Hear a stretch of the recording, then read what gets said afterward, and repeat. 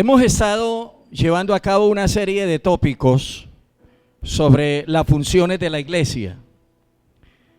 Yo quiero continuar con este tema porque lamentablemente la iglesia ha perdido el rumbo. Hace muchísimos años a nivel mundial, la iglesia de nuestro Señor Jesucristo ha perdido el horizonte. Está en la barca del evangelio, pero no sabe para dónde va. Algunos dan enseñanzas erradas que ya Cristo no viene, otros que la iglesia pasa por la gran tribulación, otros que no, otros que sí. Y hay diferentes teologías en este momento, de tal manera que la iglesia pareciera que va sin rumbo fijo.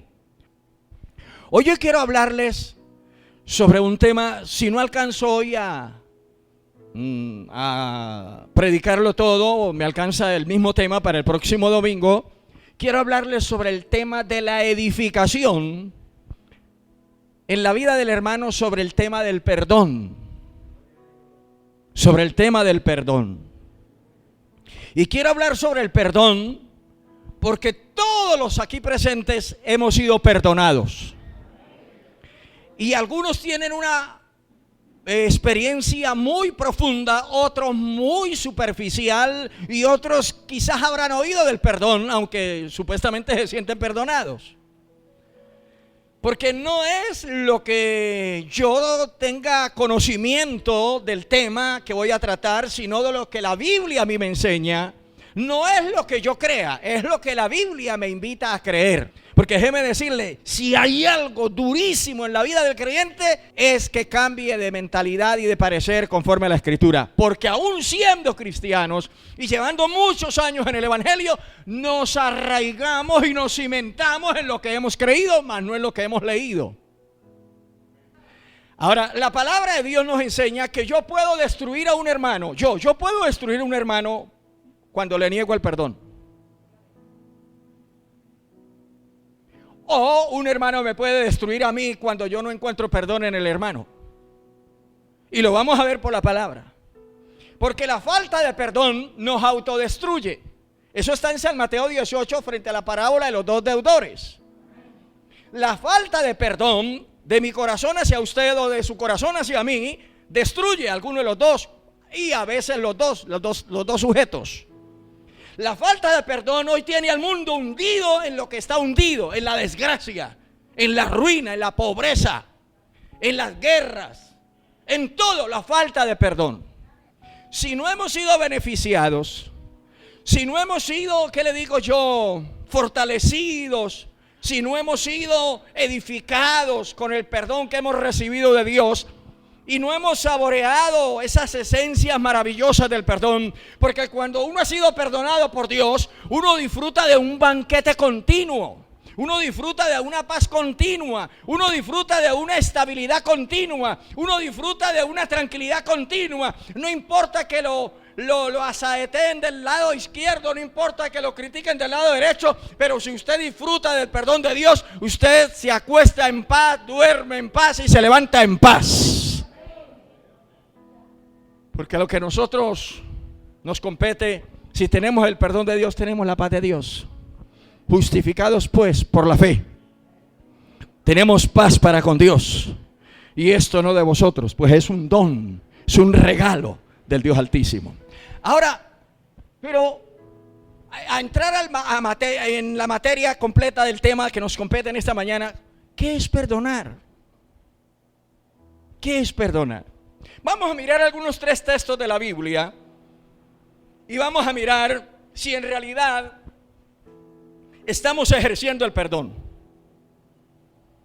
Porque a veces lo que hay en el corazón nuestro es un resentimiento y a veces lo que hay en el corazón nuestro es una simulación y somos profesionales en simular.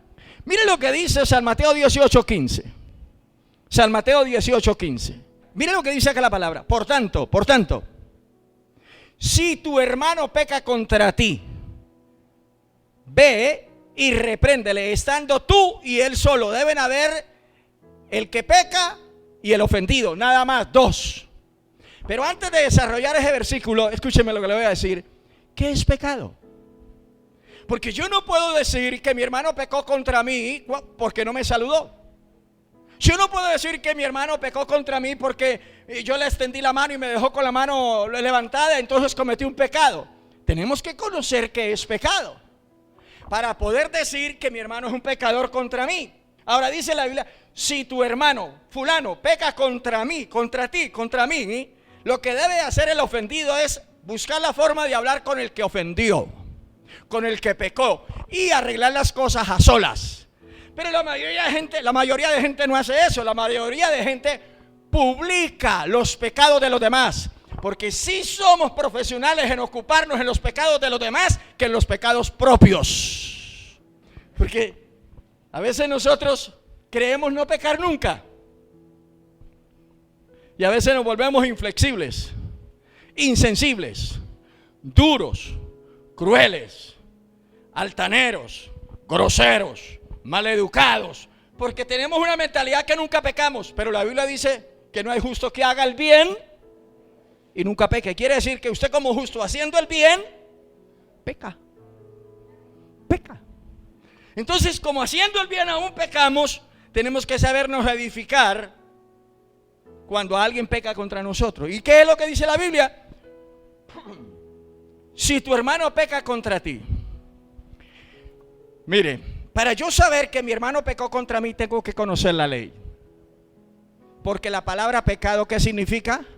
La palabra pecado es infracción de la ley. Infracción.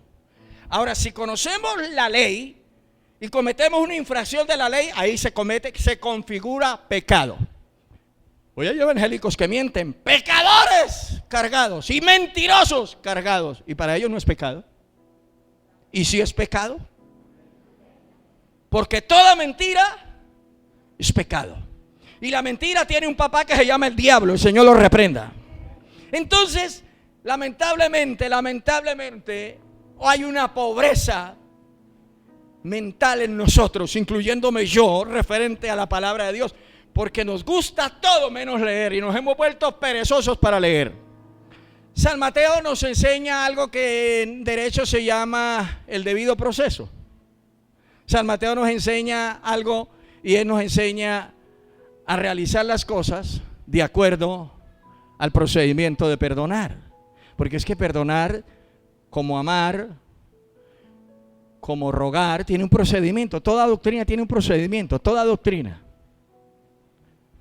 Y Mateo 18 nos enseña el procedimiento, los pasos a seguir para perdonarnos mutuamente, para que haya un perdón mutuo.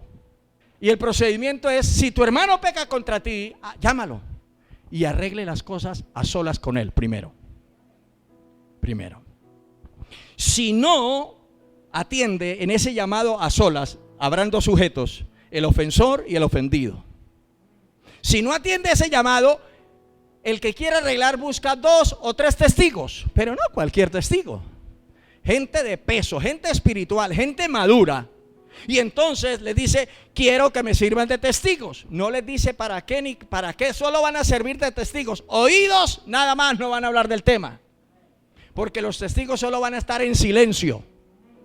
Entonces llama uno a la hermana fulana o al hermano fulano: hermana, por favor, quédese después del culto que quiero hablar con usted. Hermana, he traído a 3 hermanos de la iglesia, hombres de buena reputación, hombres de buen testimonio, hombres maduros, para que estén como testigos de lo que le voy a hablar a usted. Vengo a pedirte perdón por lo que le hice, por lo que tú hiciste hacia mí, en fin. Y la hermana se encapricha y no. Entonces los testigos no dicen nada, ellos no tienen velas en ese entierro, solo van a testiguar. Ese es el procedimiento. Si no oye en medio de esos 2 o 3 testigos, entonces dilo a la iglesia. Pero no es que lo publique por el chat o por el WhatsApp. Cuando dice el Señor Jesús, porque son palabras del Señor Jesús, dilo a la iglesia, se refiere a la autoridad de la iglesia. La autoridad de la iglesia es un hombre o una mujer que tiene autoridad en la congregación. Entonces dilo a la iglesia, y entonces la iglesia lo promulga. Se ha agotado el procedimiento con la hermana fulana, con el hermano fulano. Primero se llamó a solas, después con 2 testigos y no quiso obedecer. Entonces ahora tengo que aplicar lo que dice Mateo 18. Tengámoslo al hermano o a la hermana fulana por gentil o publicano. Ese es el procedimiento. La vida tiene un procedimiento a seguir. No seamos acelerados ni tomemos decisiones a la carrera. Hay que seguir un procedimiento bíblico. Amén, hermanos. Hay que seguir un procedimiento que está en la Biblia. Pero, algo más. Cuando ya se configura pecado, cuando ya sabemos que cometió pecado contra nosotros o contra nosotros, porque a usted le va a interesar el pecado que cometen contra usted, no contra los demás, porque hay quienes pelean por los pecados de los demás. No, el pecado que cometieron contra usted. Mire lo que dice Proverbios 16. Vamos a la Biblia, Proverbios, capítulo 16, verso 6. Dice, con misericordia y verdad se corrige ¿qué? El pecado. Ahora, ¿cómo corregimos el pecado entre nosotros y cómo nos edificamos cuando alguien ha cometido pecado? ¿Cómo? Con misericordia. ¿Y qué? Y verdad. Cuando yo voy a corregir a alguien que ha cometido pecado, yo tengo que tener misericordia. Proverbios 16, 6 dice, con misericordia y con verdad. A veces la mayoría de exhortaciones o la mayoría de argumentos que llevamos para poder redimir a un pecador son mentiras o comentarios. No es de la verdad. Que me dijeron, que escuché,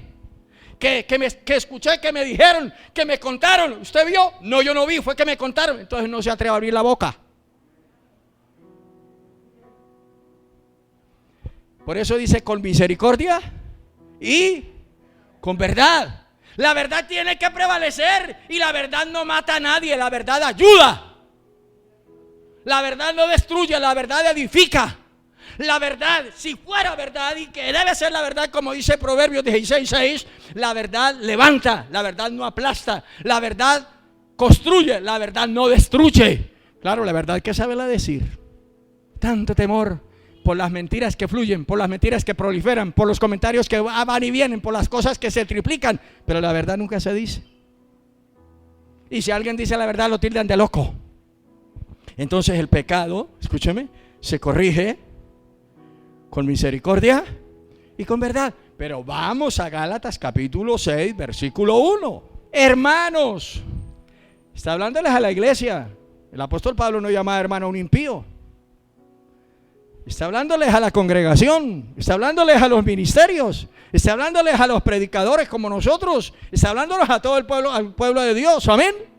Hermanos, si alguno, nadie está exento. Si alguno fuere sorprendido, porque es que hay gente que busca cómo sorprender.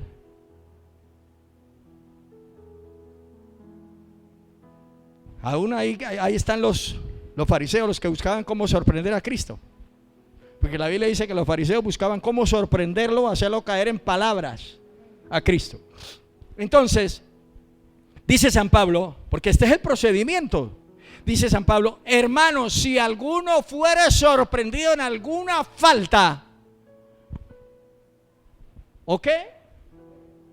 En alguna falta, dice, vosotros que sois, repita, que sois, aquí los carnales, por favor, ni siquiera escuchen. Esto no lo pueden hacer los carnales, menos los impíos. Esto es para los espirituales. Entonces, amada iglesia, San Pablo, siguiendo con el procedimiento de cómo edificar a un hermano, cuando se trata de perdonar, y que nos perdone, porque es que yo solo no necesito perdonar a usted, usted necesita que me perdone. Pastor, usted, si yo soy humano o qué, y quiere invíteme a tomar un tinto y verá que me lo tomo. ¿No ve que a mí me da sueño? ¿A mí me da cansancio? ¿No ve que yo río, yo lloro? A mí me da alegrías, pero también me da la otra cosa. ¿No sé que soy tan humano como usted?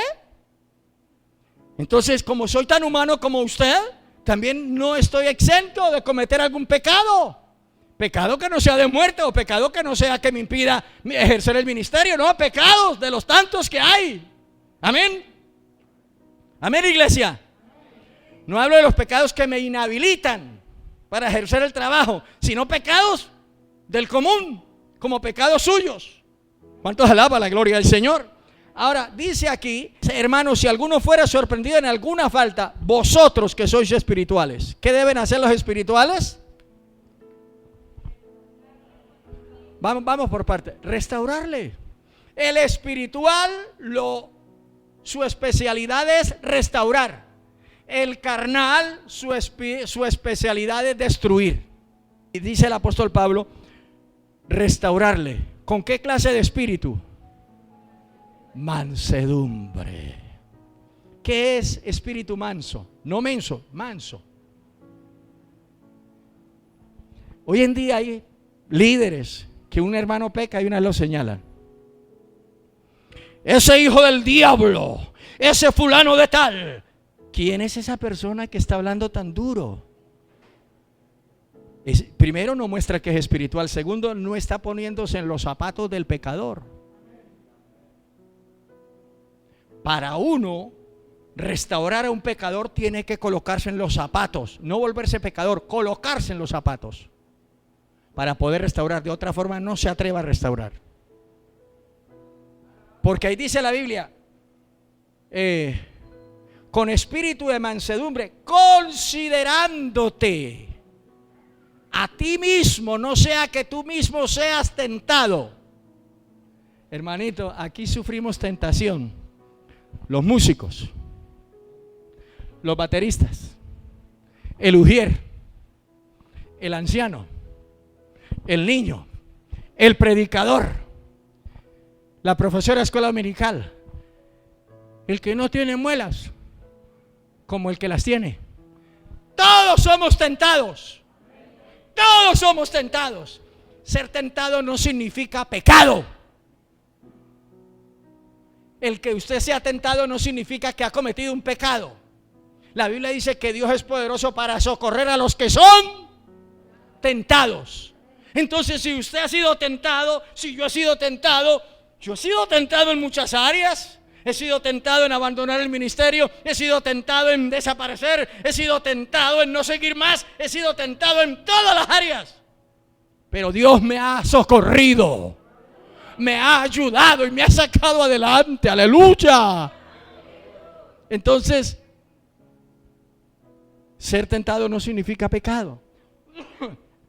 Y volviendo a Gálatas, dice con espíritu de mansedumbre, considerándote a ti mismo. La persona mansa sabe llegarle al pecador. Usted no vaya a querer comer miel golpeando la colmena, ¿oyó? Si usted quiere comer miel y sacarle miel a la colmena, no la golpees nunca. Nunca la golpees. Hay métodos sutiles para poder extraerle la miel a la colmena sin que las abejas tomen venganza. Hay métodos que no los voy a enseñar acá porque no es el tema. Hay métodos que el espíritu de mansedumbre utilizará para usted poder restaurar al caído. Pero si utilizamos el método, como dice allá en el libro de Ezequiel, el que destruye la perniquebrada, el que se enseñorea de la oveja gorda, el que mata las ovejas. Si utilizamos ese método, no somos espirituales. No somos espirituales. Hay que saber utilizar, padre de familia, usted debe pedirle a Dios mucha sabiduría para saber utilizar ese método de mansedumbre y conquistar a su hijo. Yo sé que hoy la lucha de los padres es muy grande, yo la he vivido y la estoy viviendo ahora con mis nietos. Yo la he vivido y a veces yo le clamo a Dios y digo, Señor, ¿cuándo calmará esta lucha? Pero es una lucha y pareciera interminable. Y a veces uno tiene que quitarse toda autoridad, dejar de ser tan autoritario y bajarse al nivel del hijo, de la hija, y decir: cuénteme, papito, ¿qué está pasando? Volverse uno como un adolescente para que el muchacho o la muchacha le descubra el corazón a uno. Y esto no es fácil. Esto no es fácil, pero el propósito no es que sea fácil, sino que el propósito es edificar, reconstruir, ayudar al que ha caído, levantar al que está postrado. Tengo mucho de qué hablar, pero voy a dejar por hoy la enseñanza. El próximo domingo miraremos en la mañana, si Dios nos da vida, la historia de Ahitofel. Un hombre que por la boca de él, dice la Escritura, que cuando hablaba él era como si Jehová hablara. Pero un hombre que no supo perdonar. Irónicamente ocurren hoy esos fenómenos. Hay gente que habla a Dios por la boca de ellos, pero son aborrecedores de su hermano. Llenos de resentimiento, llenos de odio y toman venganza. Eso es para el próximo domingo, segunda parte. Que Dios te bendiga.